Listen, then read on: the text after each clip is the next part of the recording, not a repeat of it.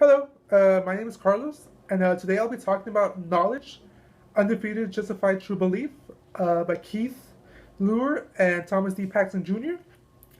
What is knowledge? I think that's a great question to ask.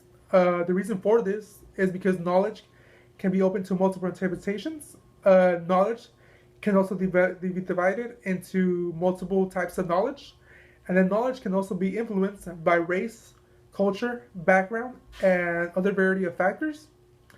I myself struggle with this question. The reason why I struggle with this question is because while the word knowledge is very simple, the definition of knowledge can be very broad, and like I stated, it can be open to multiple interpretations. After reading this week's readings, I would say that I gravitated more towards Keith's and Thomas' reading. The reason for this is because they broke down the question of what is knowledge in a way where I was able to understand it, and they also broke down the question step by step. In the beginning of the reading, Thomas and Keith give two basic definitions.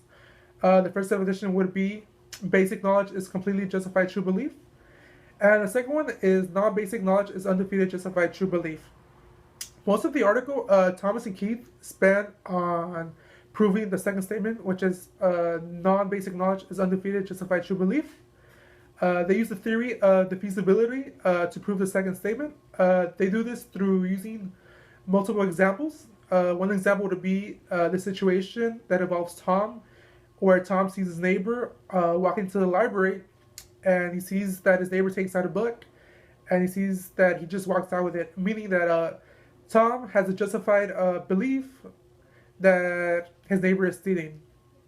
Keith and Thomas also give examples proving that Tom has a valid, justified, true belief that he saw his neighbor stealing, and also they also bring examples where Tom does not have this belief.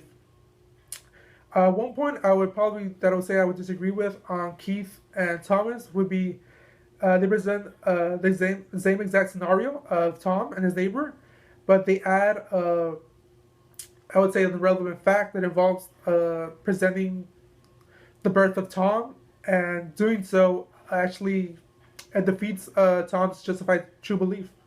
But furthermore, later on in the article, they actually prove that this irrelevant fact was actually irrelevant through another example of the feasibility.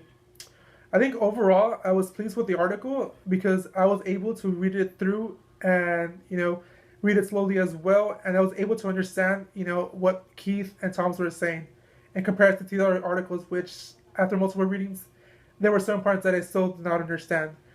One question to also ponder is whether should we just focus on non-basic knowledge, so we just ignore basic knowledge at some point.